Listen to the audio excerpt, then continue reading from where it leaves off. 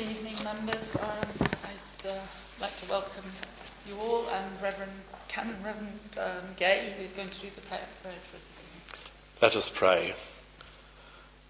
God of our hopes and dreams, encourage us in our shared task of leadership and care for the people of these islands. Give substance to our hopes and make our dreams come true, as once you came to share our life and come to us each day to all who are in need, and keep us in your peace during the years that lie ahead. We ask this through Jesus Christ our Lord. Amen.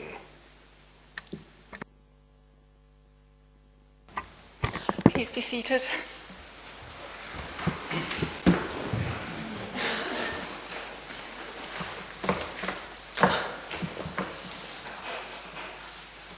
Agenda item 2, minutes of the previous meeting. To confirm as a correct record the draft minutes of the meeting of the Council of the Isles of Scilly held on the 10th of May 2016. Minutes number C12/16 to C30/16. Councillor Mrs Saville. Chairman, I have one slight amendment, if I may. On page 5 of the minutes, second paragraph, Councillor Mumford and actually standing down, but it refers to Ofsted due to announce their inspection rating for the school in June. It wasn't the school that they had inspected. Yeah, it's Children's Services. Thank you yes. very much. Thank you. And with that amendment, Chairman, I'm willing to propose them as a correct record. Thank you. Is that seconded by Councillor O'Neill. Thank you very much. Those in favour, please show. Thank you. Anybody against? Chairman, I have abstained because I was not present at the meeting. Thank you. One abstention then. Thank you very much. Declarations of interest. Are there any? No? Thank you. Yes, Chairman. Oh, sorry, Councillor, I beg your pardon. Item 16, Management of the Registration Service. I wish to declare a minor non-pecuniary interest because my wife is a Deputy Registrar. As there's no pecuniary interest, I shall stay but shan't vote.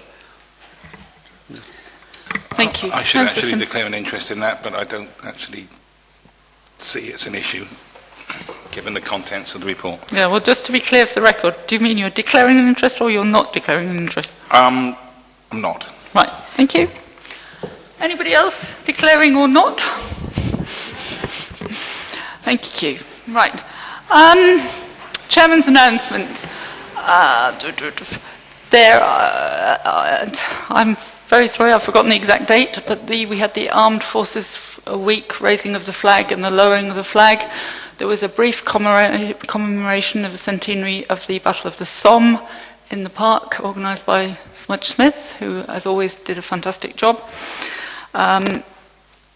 It's been a busy few weeks, notably because the Chief Executive and I went to London for various ministerial meetings, and the Chief Executive met with far too many civil servants over the course of 3 days. Obviously gave considerably more detail to that when I met with members last week, and will update other members who were not able to be present at our informal session. And that's all I propose to say for the time being. With regard to this evening's meeting, I am withdrawing agenda item 19. Thank you. The Members' Allowance Panel. I'm withdrawing it for further information, and it will return after the autumn statement. Thank you. With respect to agenda item 20, I have to present the apologies of Sandra Rothwell, who, due to the weather and the travel disruptions, has not been able to get here this evening. So that will be deferred to the 27th of September. Item 15, the food service delivery plan will be put into part 2 because it's just to be noted for information. Unless any members have any questions to ask on that. Failing that, then it will go into part 2, information only. Yep.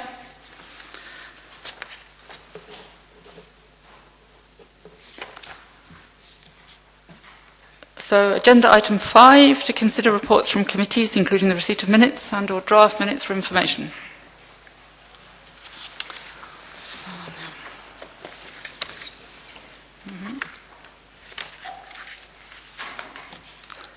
Children's Committee Chairman, Councillor Mrs Saville.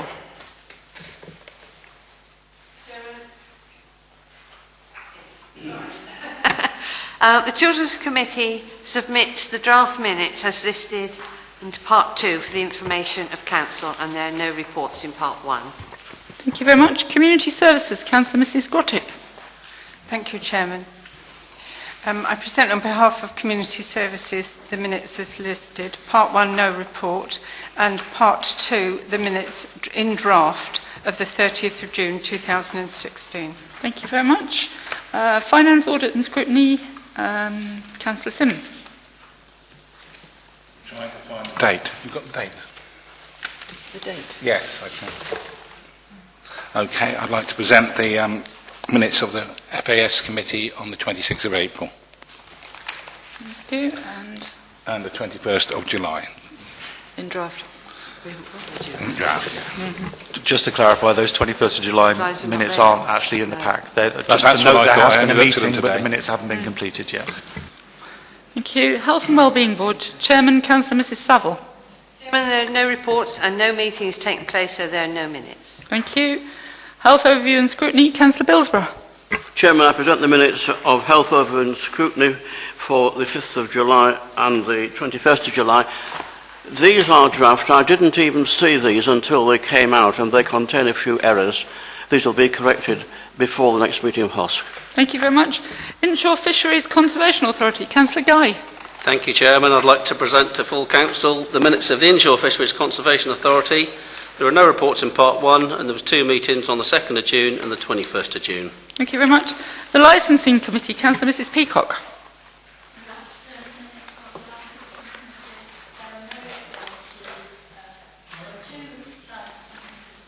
Of May and the 21st of July. Thank you. Planning Committee, Councillor O'Neill. Thank you, Chairman. I'd like to present the minutes of the Planning Committee held on the 26th of May for information of Council. Thank you. And the 19th of July? Right.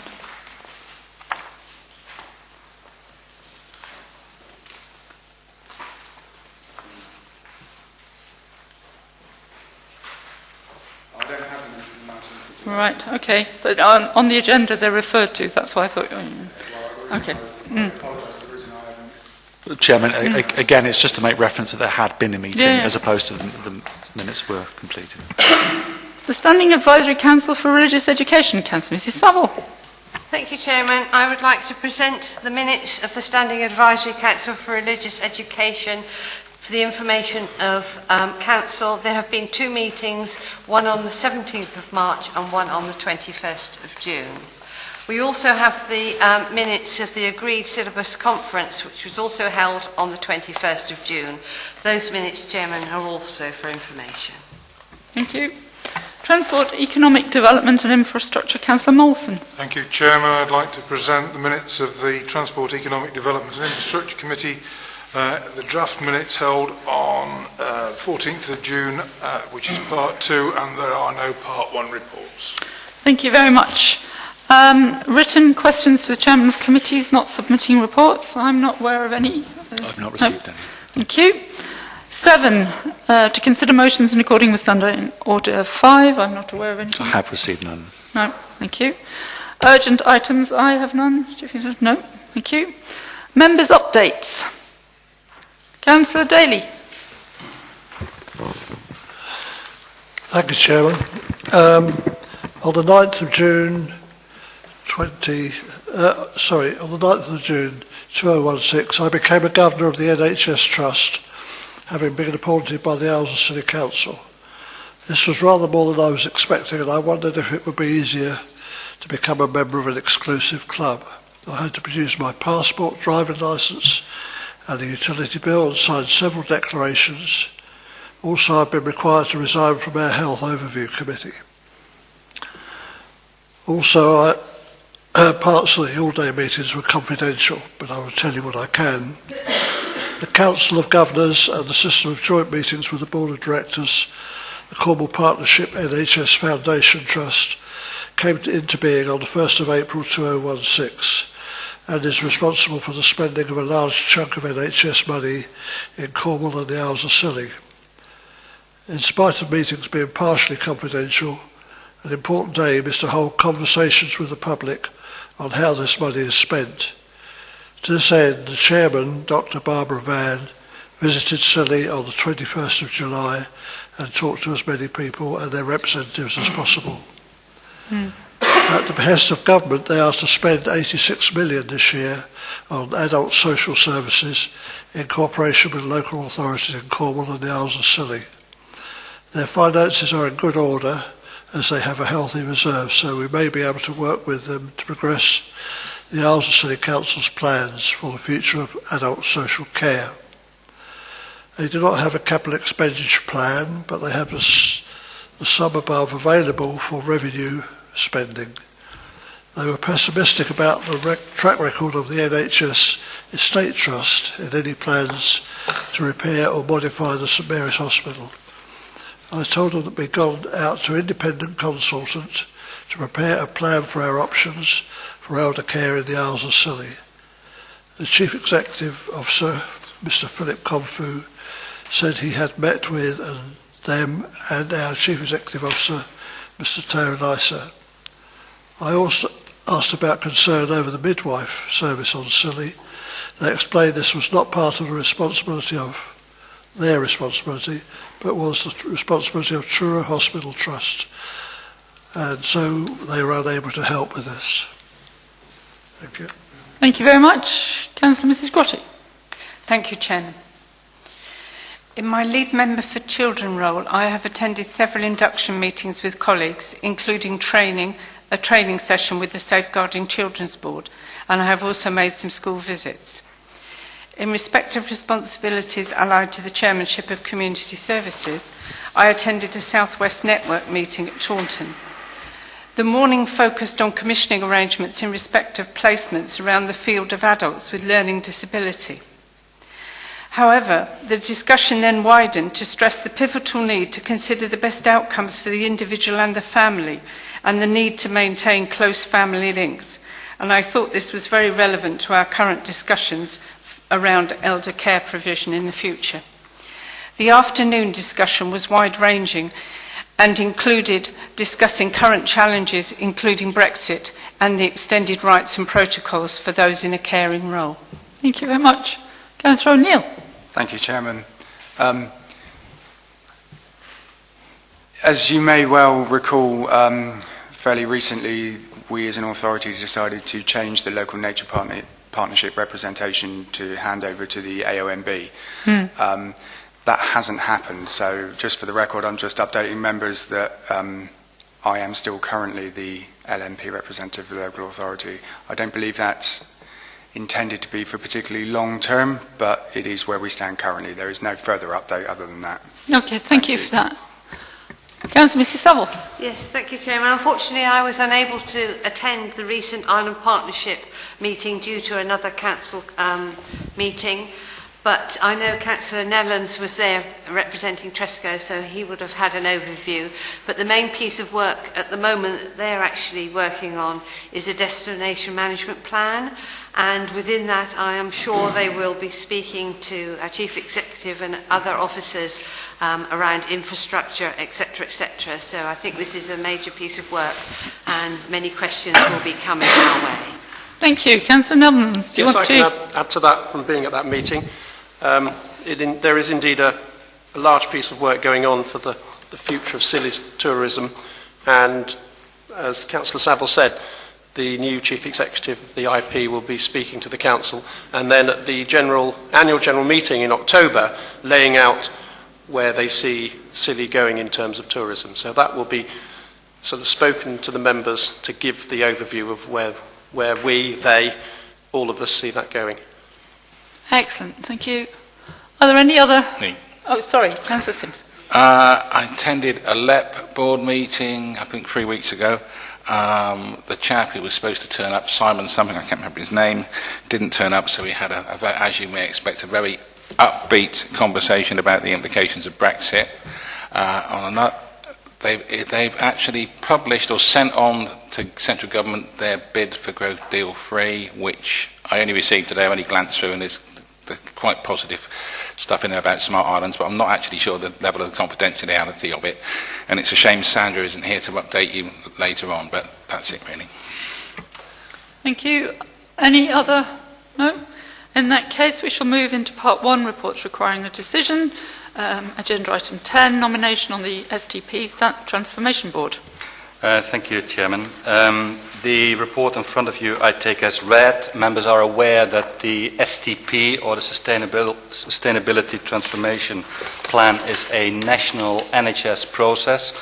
The Cornwall and Isles of Scilly Health Area have submitted an initial draft on the 30th of June and have also created or set up a transformation board to oversee the implementation of the plan.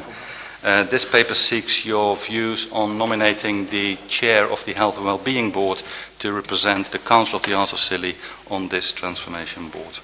Thank you. Councillor Simpson. I would like to nominate Councillor Saville for this position. Thank you. As chairman of the Isles of Scilly Health and Wellbeing Board. I will second that, Chairman. Thank you.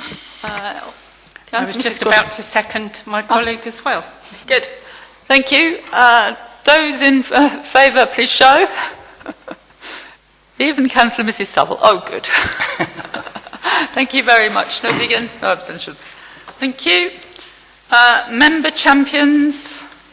Thank you, Chairman. Again, I take the paper as read. I think it's important for the Council to appoint champions on certain issues, and it's important so that these issues remain very high on the agenda of the Council. Today there are 3 positions we are seeking to fulfill. One position as the champion for Islands Futures / Smart Islands, the second position as a heritage champion, and finally a health and safety champion.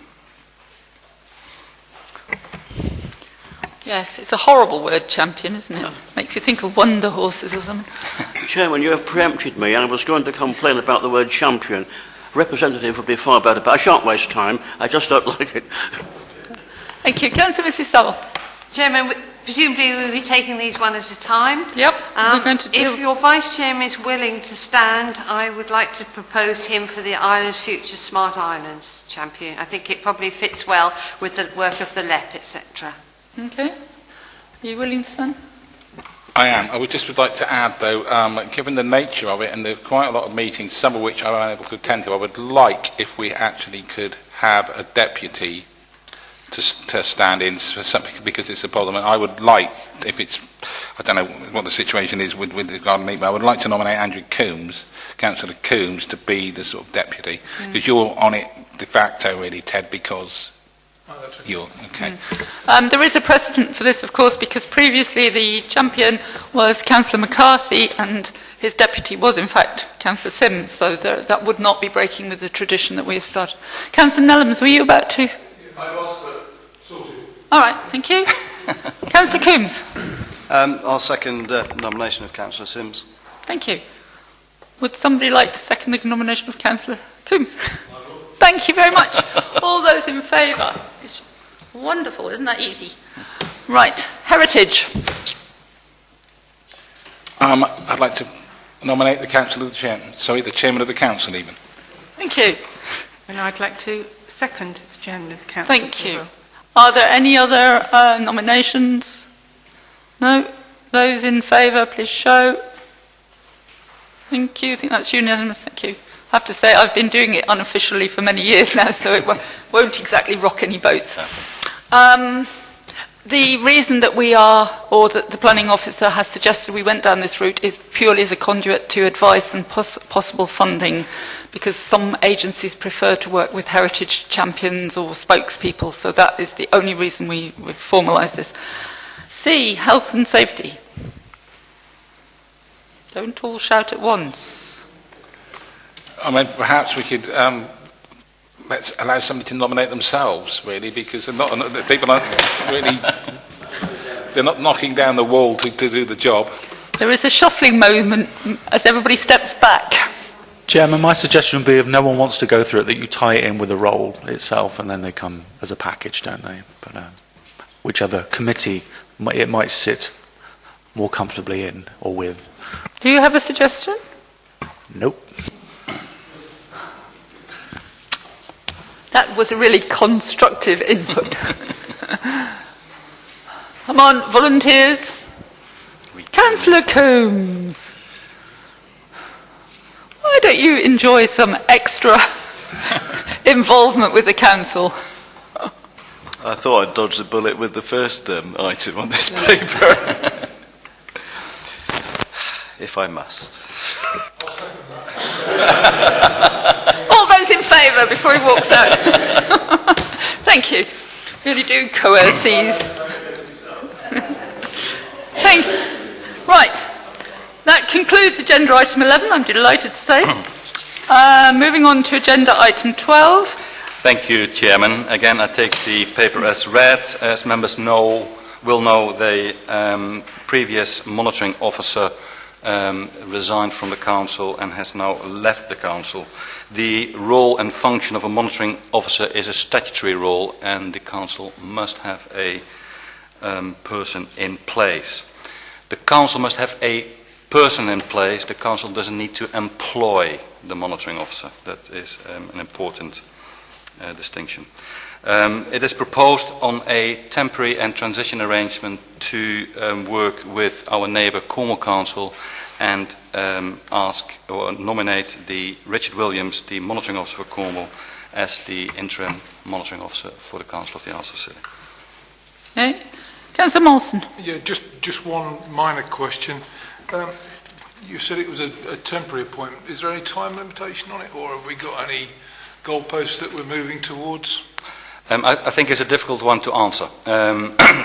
Clearly, ideally, it would be very good to have a monitoring officer that is employed by the local authority. Currently, we do not know what the settlement will be towards the end of the year for next year going forward, and therefore I suggest that we appoint a monitoring officer for the time being until the situation changes.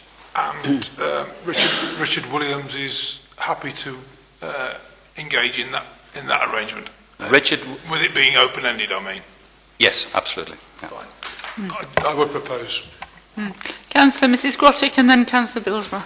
Thank you, Chairman. I'd just like to welcome at 3.1 on page 116 the promise of further information and discussion around the provision of related legal services and the inter-authority agreement. I'm just looking forward to more information on that, so just that really. Councillor Billsborough.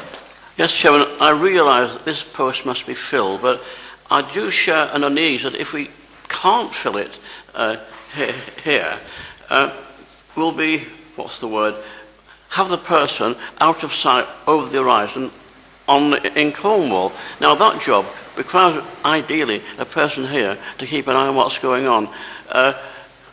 Have we any idea at all, it's an unfair question, as to how long it might be before we get somebody local? But I'm not happy, but I can see why they're doing it.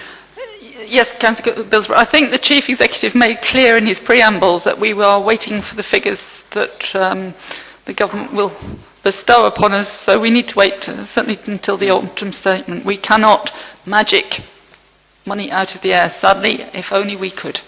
So it is very difficult to give you any time scale at this point. But rest assured, we will be working on this one very closely. I'm sure we'll show them.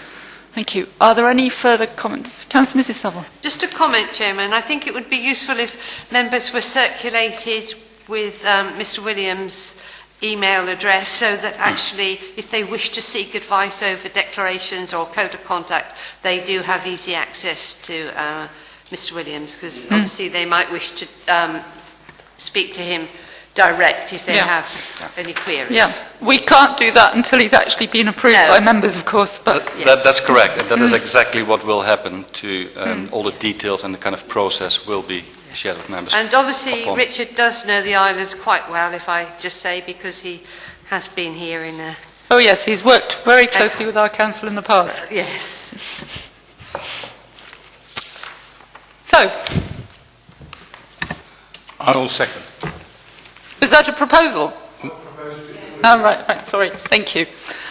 Proposed and seconded. Those in favour, please show. Thank you very much. Nobody against, nobody abstaining? No, thank you. So that, and then, now that he has been appointed, we can circulate members with the proper details. Agenda item 13, amendment to officer scheme of delegation. Chief Executive. Thank you, Chairman. Again, I take the paper as read. The paper proposes a small amendment to the approved scheme of delegations, which was approved by members at the previous meeting.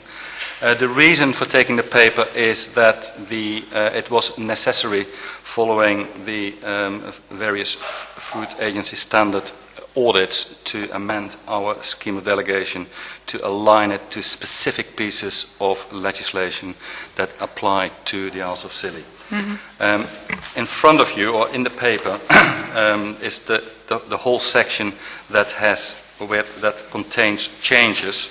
The only paragraphs that have changes are on page 1, 2, 3. Paragraph K is a new paragraph. Paragraph L is a new paragraph. Paragraph M inserts the applicable legislation for the Isles of Scilly. And on page 127, paragraph 5.8.19 has been rephrased, and some new wording has been added to paragraph 5.820.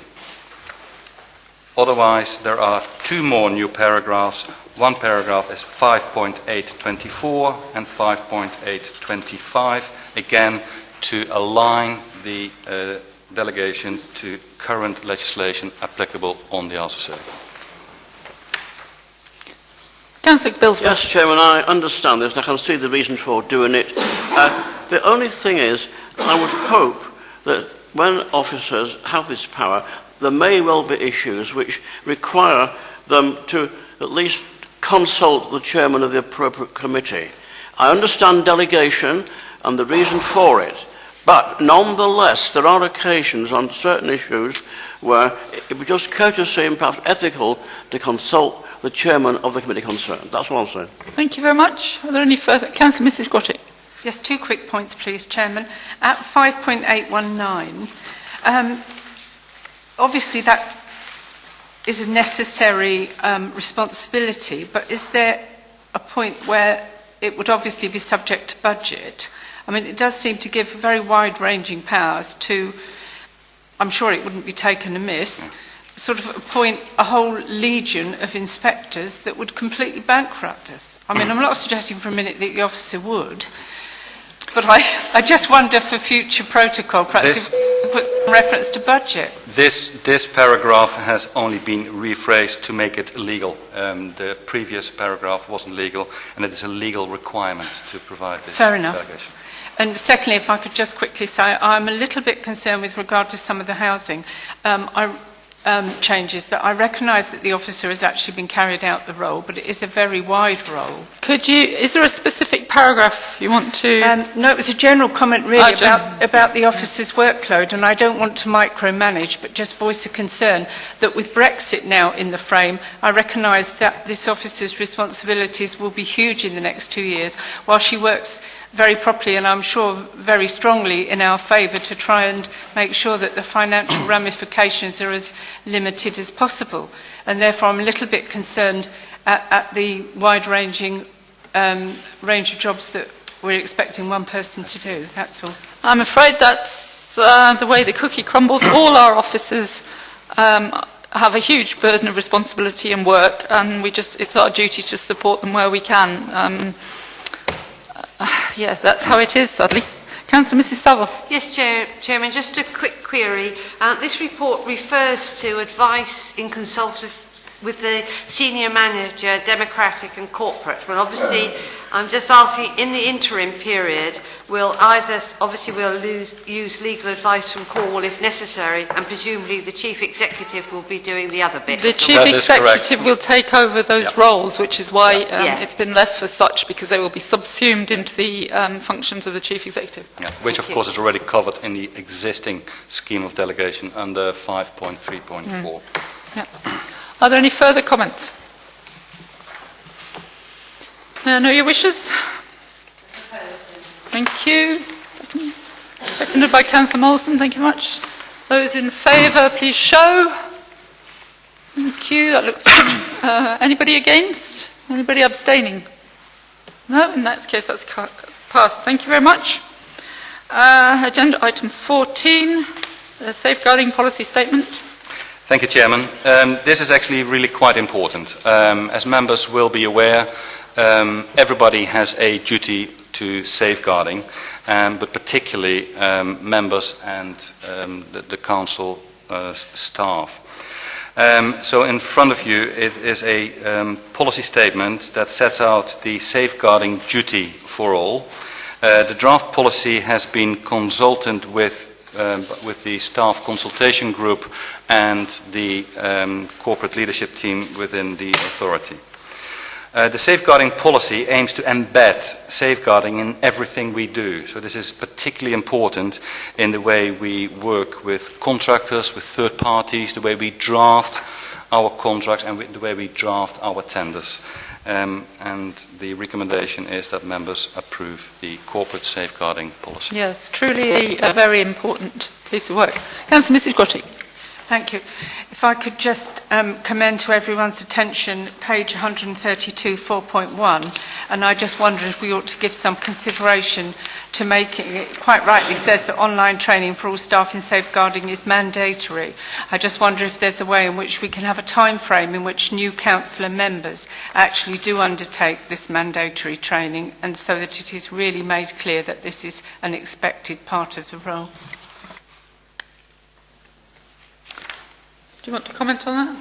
I'm very happy to put anything that members wish. Are you, just to be clear, do you mean members of council rather than members of council? Yeah. Right. Primarily members of council, yes. If we could perhaps give some thought in the future to having certain aspects of training that are mandatory within a certain, perhaps 6 months of a councillor taking their role.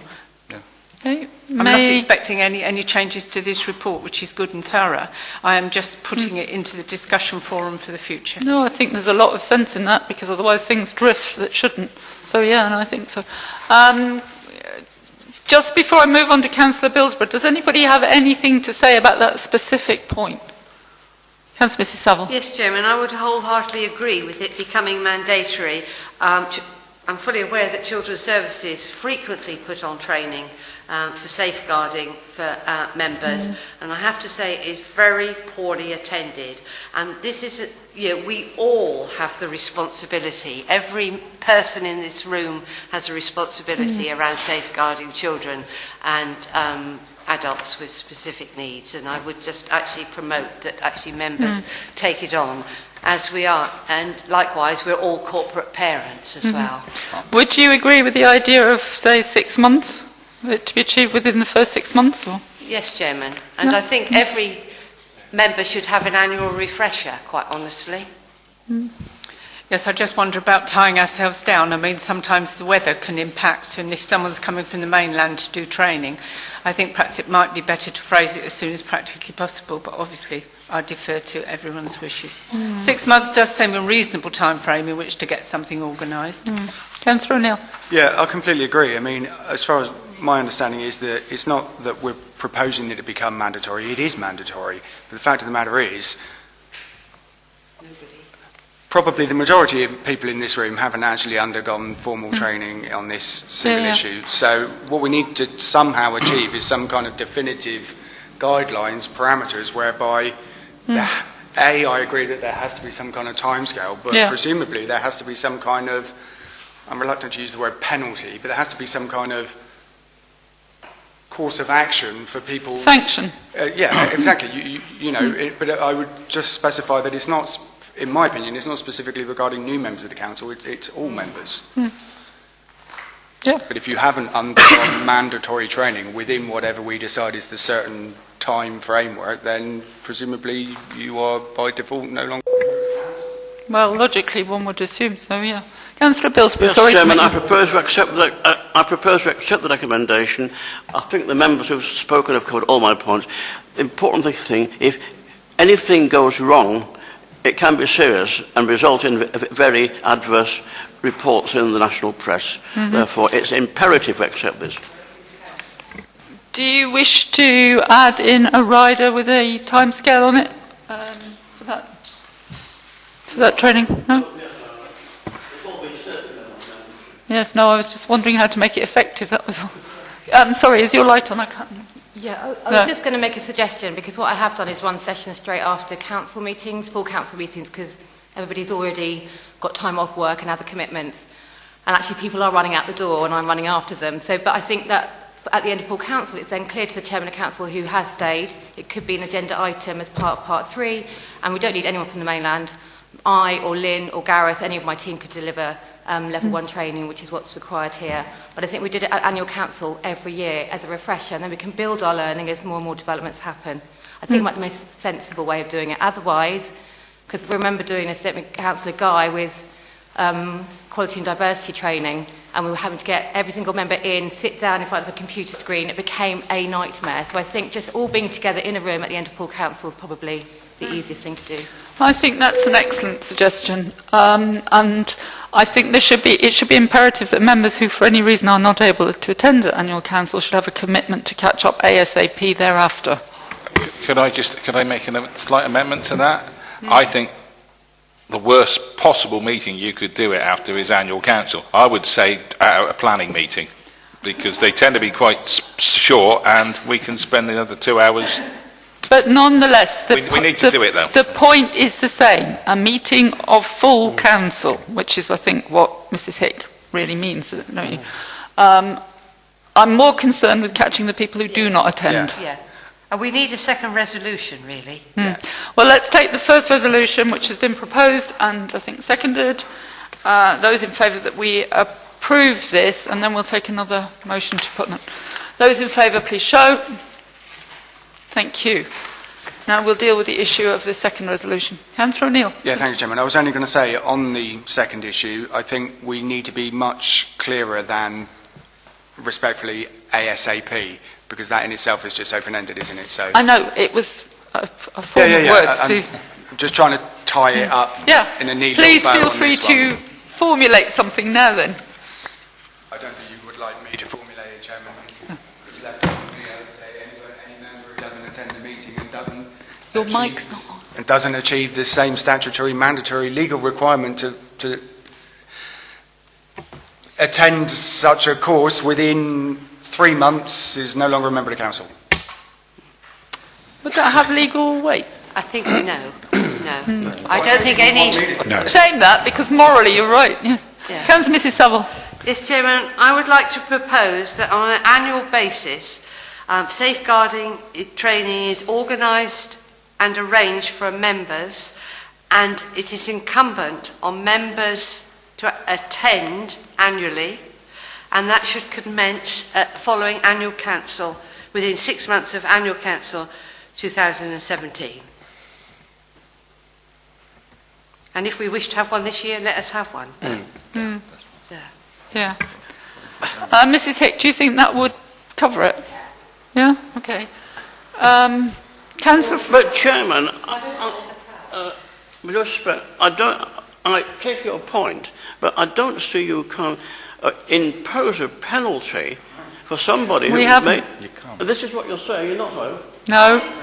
Think about a penalty, Councillor Bilsborough. And of course, when we have further debate about allowances, there was something in this report that was coming tonight that says about attendance. There is a bit of a carrot that is going to be put there if it happens. But I don't wholeheartedly agree with it myself, but, if that comes to fruition. But I think regardless, members should actually want to attend this training.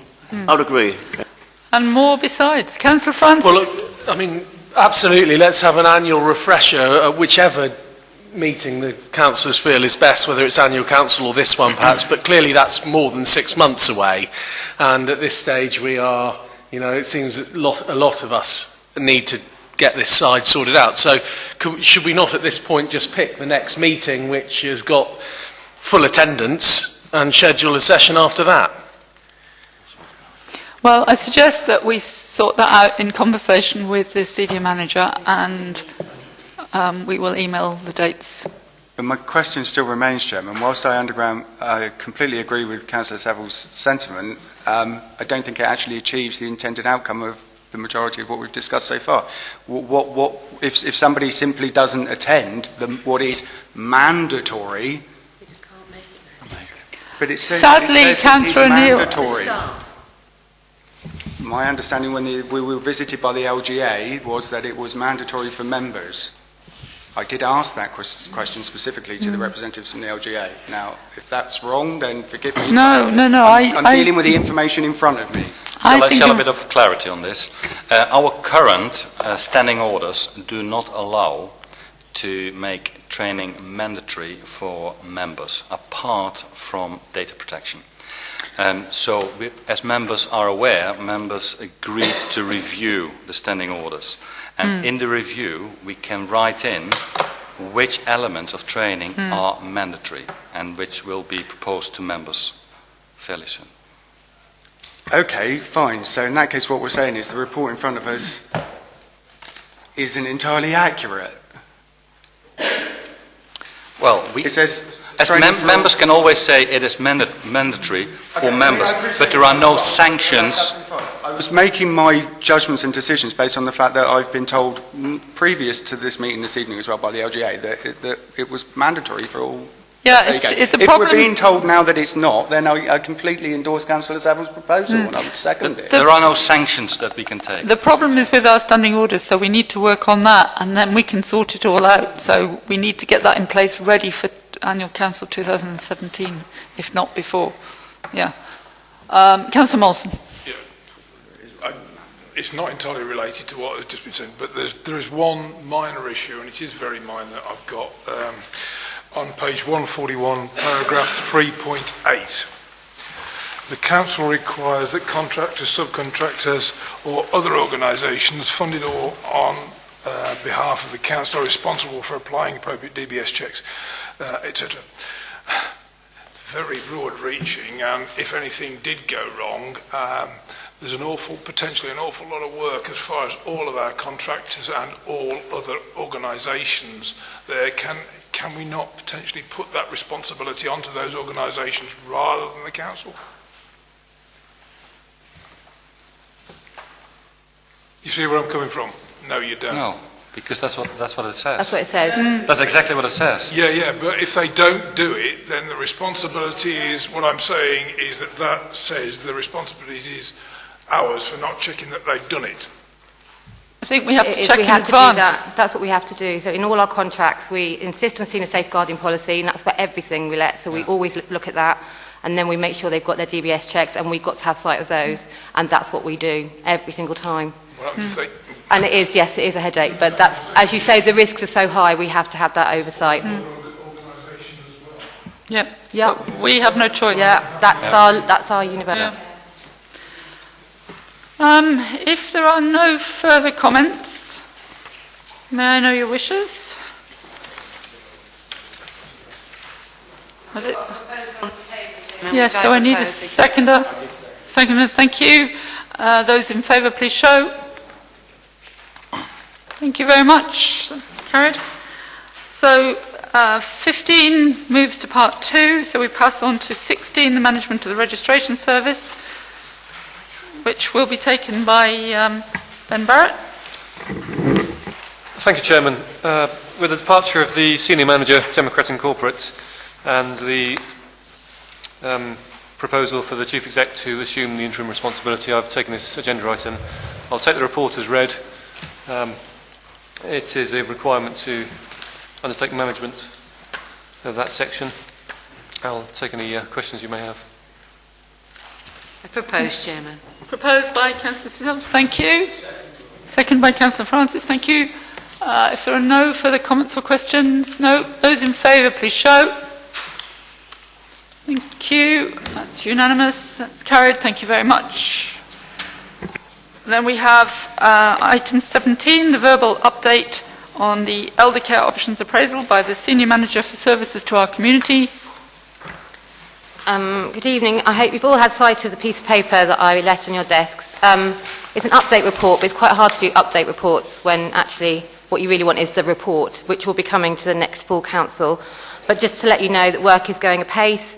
The consultation aspect has been finished for this piece of work. There will obviously be consultation on whatever comes out of the options appraisal, and the conversation will keep going. But I think about 90 people came to face-to-face events across the islands, and about 160 questionnaires have come back in, and then about 5 or 6 detailed essays from islanders, which is fantastic. Obviously, there were interviews with key stakeholders across health, social care, Park House, and so on. The database that we provided to the consultants was not perfect, and I've yet to find a perfect one. I don't really understand how in such a small universe we can't get a really good database, but I do think that everybody who's wanted to say something at this stage has been able to. We put copies everywhere we could think of. But the focus of this project isn't just, giving the results of the survey. That's to inform the options appraisal, and a lot of the work we need to do in this is about financial modelling, looking at population projections and so on. So there's been a bit of a sticking point with health partners who, as we know, are going through all sorts of issues at the moment, but we're doing a bit of a pincer movement, and I'm going to ask the Chief Executive to help me release the data that we need for the health side of things, because we've provided everything from a council point of view. There's been really good discussions, as Councillor Daly alluded to, with the Chief Executive of Cornwall Foundation Trust. There seems to be a real kind of desire to work together to achieve the best possible outcomes, and that includes NHS property services. So the report will be with us in draft form for submission on the 7th of September, and it's been suggested to me by Chairman of Community Services that we can obviously be looking at that draft at that stage. We don't have to wait till formal ratification at full council. So any suggestions from members about how you'd like to have maybe an early discussion about what's come through, then obviously we can facilitate that. Thank you. Councillor Daly. Thank you. It's particularly encouraging in this report that the NHS property services have been positive, because it's quite unusual for them. Apparently it's unusual. We have never found them to be anything other than incredibly helpful. Despite some previous media reporting, they've been fantastically supportive and helpful. Thank you. Councillor Billsborough. Chairman, I've asked this before and I'll ask it again. Is there still a possibility that some of the frail elderly may be sent to the mainland for care against the wishes of their family? Is it still on the cards? If you would answer that first, And I will say this again, Gordon, that the placement of individuals is going to vary according to their needs, the kind of environment that they need, and following a long discussion with their families and having done a best interest assessment by qualified professionals, that is where people will be placed. What's coming through quite clearly is a huge desire on these islands to keep people here for as long as is safe and is possible. So that's what we're going to do, but that won't be the case for every single individual. And there's not one of us can make that happen.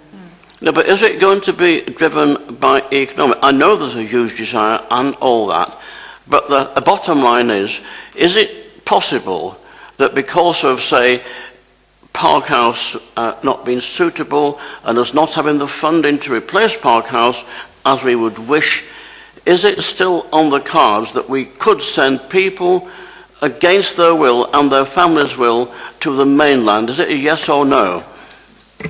I think I've just answered it. Councillor Billsborough, I really do think that the Senior Manager has given you as complete an answer as she possibly can, and not for the first time. We are doing our best. We strive to do our best for our community within the bounds of what is reasonably possible. I appreciate what you say, Chairman, but I'll just say but. Thank you. Councillor Mrs Saville. Chairman, just to say that we're going through an option appraisal at the moment, and nobody can commit to making any answers to members' questions until we have actually seen that option appraisal. Yeah, quite. Councillor Mrs Grottick. Can I offer a small crumb of comfort, hopefully, Councillor Bilsborough, which is that the chairman said, I believe at the last full council, or the one before that the islands have a long and proud tradition of looking after their frail and elderly, and we shall carry on doing that to the best of our ability. Yeah, absolutely. If you put words into actions, fair enough. We do try, Councillor Bilsborough, we do try. Has anybody else anything to add? No? In that case, thank you very much. We'll note the verbal report for information, and thank you. We'll move on to agenda item 18, the results of the Public Spaces Protection Order, PSPO, consultation and the adoption of the order. I hope you've all had a chance to read the reams and reams of paperwork that we've provided for you. This is the information from the consultation, which was in writing, and from the public consultation in a number of meetings on the off-islands and on St Mary's. And I think it strengthens our rationale for why we wanted a PSPO, which is that our bylaws are out of date and very, very hard to enforce, because it makes dog faeces a criminal matter instead of a fixed penalty notice issue, and that we get an incredibly large number of complaints, and we have to pick up a large amount of this material. So we'd like to have some power to suggest against it. The PSPO would last for 3 years and can be extended for a further 3 years, and it can't be enforced till all the signage is in place. So whatever you do tonight, we can't enforce tomorrow. It will be dependent on putting signage in place to make it legal. Have you got any questions? Yes, Chairman. I do believe that I did once at a previous incarnation of this debate say that could we not add to the offences some strong words about the disgusting and ugly bags that are left adorning our bushes and trees like Christmas decorations?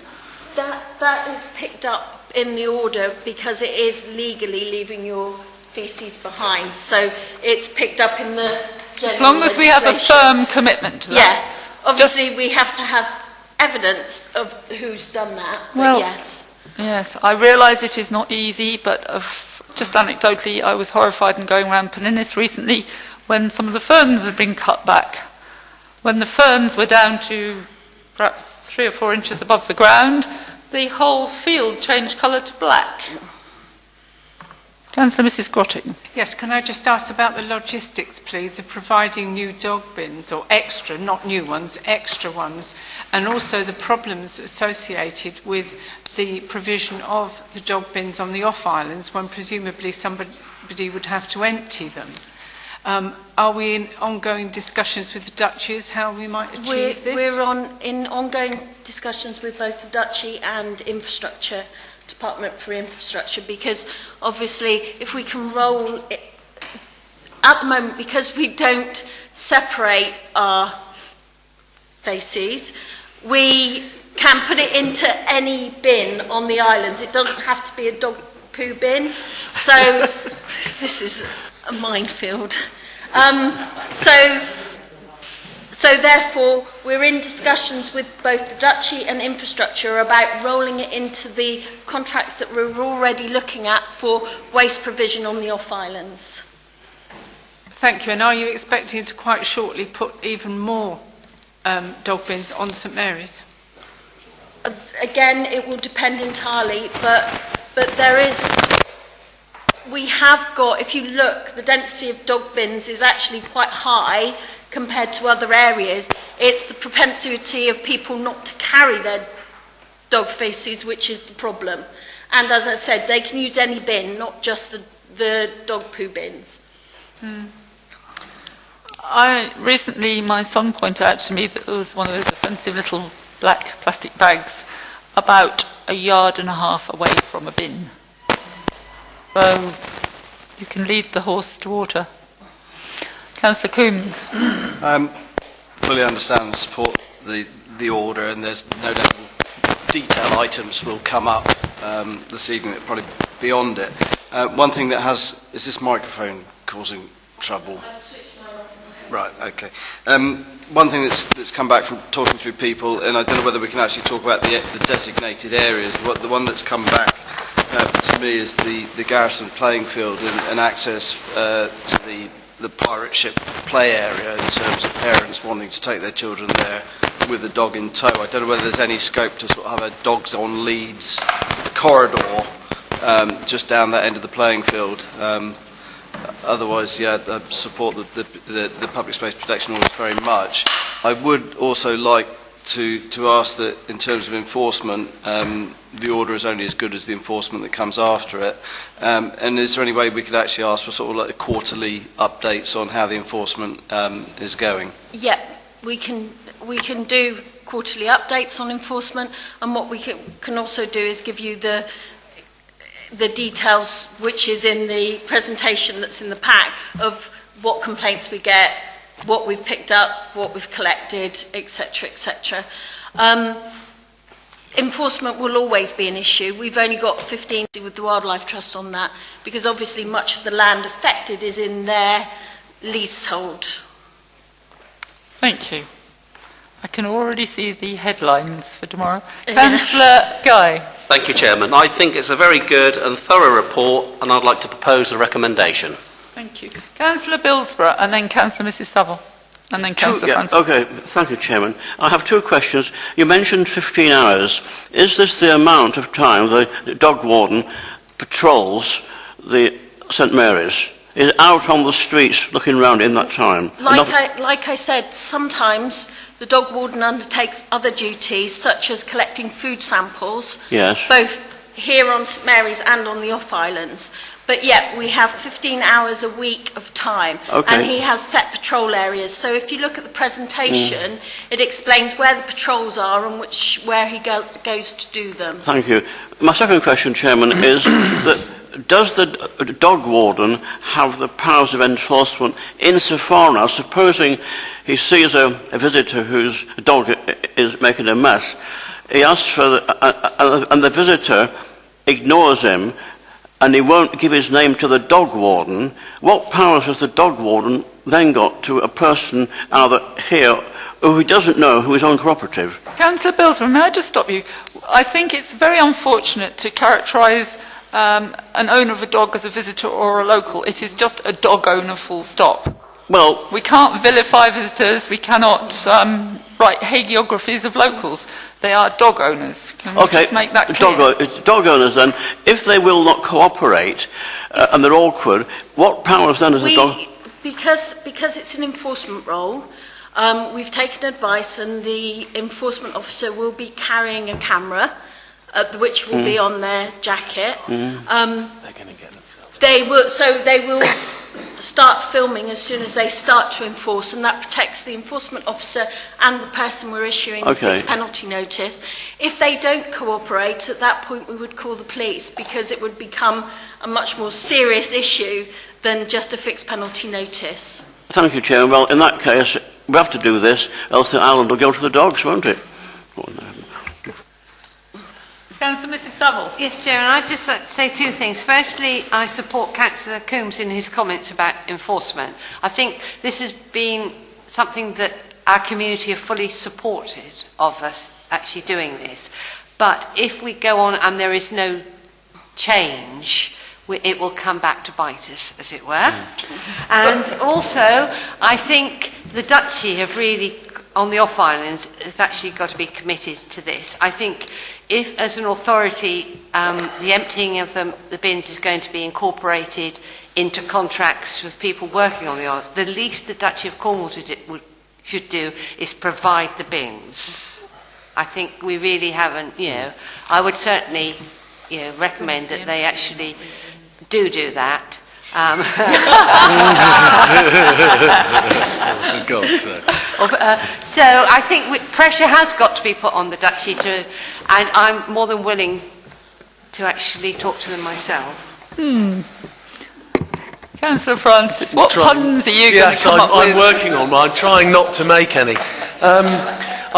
We're again supporting one of the things Councillor Coombs mentioned earlier. I think he might have a point about access to the Garrison play area there, because obviously quite a few parents do like to tie. They don't take them in necessarily to the play area, obviously, but to tie up while they're playing with. There is an issue there, and I think we need to look at that, because obviously they're going to find trying to leave a dog 200 yards away on the road somewhere, it's not going to work very well, and it is actually going to impact on their ability to do both, take children to the park and walk a dog.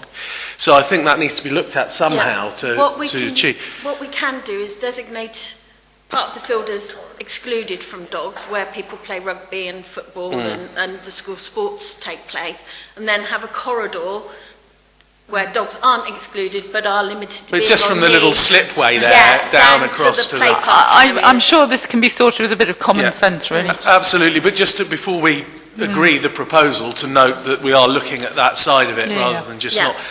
And secondly, whether or not we have the amount of, or a good average amount of bins around, it's supporting Councillor Savile's comment, really. We need to roll more out. It isn't a matter of whether people should be using them or doing them. There's a percent, ever since the rules on picking up dog mess came in, the horror story was that people just throw the bag in the hedge, as we've seen everywhere. And I just think from our own perspective, whether it's an enforcement role or not, if we help people out by putting as many as is sensible in, they're just going to do it less. We're going to reduce this problem. Yeah, but we have nonetheless heard that there is quite a good provision already. I agree with you. I agree with your basic premise, but nonetheless, we are. If we want to make an impact in this, we're better off putting more in. Yeah, logistically, it only makes sense to put them in where the dustbin men make their rounds, because otherwise we have to go off-piece to collect, which gets really complicated. That nearly went wrong as well. Really went wrong. So we are looking with infrastructure about putting them more frequently where the dustbin lorry goes, especially out of town. In town we've got really quite good provision, and we have in Old Town, but it's about in those more out of the way areas and on the off islands. It's a meeting halfway issue. Obviously enforcement will stop people from doing it, but I think we'll have a greater impact by putting as many in as we sensibly can. Yes, and then encouraging people to actually use them. Councillor Mrs. Peacock. You said that you're working in conjunction with the Wildlife Trust. Yeah. Will they still have the same powers to accost people or whatever if dogs are running free? I mean, when I think of St Agnes and the land... What the Wildlife Trust, anybody can do is to put in a formal witness statement to Environmental Health, and we can act on that formal witness statement. That's whether we have a PSPO or not. We can do that with our current bylaws. But I would really encourage people to come, if they have a problem dog, and that's in any ways, say if you've got a dog that runs around loose all the time and is a nuisance, come and speak to us, because there are things that we can do. We can issue letters, we can issue formal warnings, and if we've got witness statements, we can issue fixed penalty notices, and that's anybody. It just so happens that we're working in collaboration with the Wildlife Trust anyway, because so much of the land for the bird breeding sites falls under their jurisdiction. Right, thank you. I think... Oh no, Councillor Sims. I spoke to the Environmental Health Officer about this yesterday, and he raised an issue which I think is probably quite useful to mention. Specifically Port Mellon. A lot of people bring their boats in there and go off with the dogs in the boat. So the dogs that can't go on the beach, but however, they've got to get them on the boat. So, and his view was really, whoever's enforcing it, just a bit of common sense. Are you only stopping for loading, like for parking? That was it, really. So I think there needs to be a bit of attitude, and also maybe a little bit more clarification regarding the Garrison Field, because it was myself and Councillor Mumford went to the meeting in the town hall about this, and really it was the Garrison Field that caused most issues with people. They didn't seem overly concerned with anything else. Could you just clarify what the situation is a little bit with that, Dan? The Garrison Field it's very clear from the consultation that people who don't want dogs, who don't own dogs, don't want any dogs on Garrison Field, because they're often people who play football or rugby or have children who go to sports day. The dog community is split in half as far as the consultation is, with half of them thinking dogs should be excluded from the Garrison Field and half saying they should be allowed to use the Garrison Field. My personal view is that we have lots of open spaces on the islands. This is a playing field where people play sports, and I think that just as the same way that we've excluded the muggers on the off-island and on St Mary's and the sports field down at the school, we should give the same support to the sports field up at the Garrison, which is used throughout the year by a multitude of sports. And that's come very clearly from, we are the leaseholder of that field, from the sports clubs that use that field. That said, I think we can have a corridor around the edges where the dogs can be walked, as Councillor Francis suggested, down to the play park, because there's enough room at that end to do that quite easily. Again, the rules aren't, we can be sensible, just as we do with parking, where if somebody's doing something not with dog faeces, but around dogs on leads and things like that, if a dog's not causing a nuisance, we're not interested. It just gives us the power so that if a dog's being a nuisance, we can deal with it. Because at the moment, we haven't got those powers. And that's something that becomes very important, especially when you have dog attacks and dog-on-dog attacks and dog-on-livestock attacks. And what we find is people like to complain through Facebook and social media. What we need them to do is complain properly through the proper channels to environmental health. We definitely need common sense. Apart from anything else, there are visitors who perhaps arrive by sea who would quite unwittingly transgress by, for example, allowing a dog onto a beach in order to go up onto land, not knowing that it's a dog-free zone. How could they know, indeed? I do think we, as the officer says, can apply a bit of common sense to this. Nor do we wish to have the sort of witch hunt against dog owners. No, and we don't want to do that. It just makes enforcement much harder. But what it does is it brings together all our various bylaws, and you've seen the 3 or 4 bylaws that we've got, brings them together in an easily managed package through a PSPO, so we don't criminalise people, we just deal with them through fixed penalty notices. And I honestly believe 2 or 3 fixed penalty notices and people will start to get really, really, really careful about picking up. Councillor Simpson. Just quickly, that basically accords with my views, and the reason I wanted the Garrison Field brought up because it was the most contentious thing at the meeting, and I thought we should actually address it properly at the meeting. Has this already been proposed? If it has been Councillor proposed, Guy proposed. I will second it. Thank you. If there are no further comments, I propose to take the vote.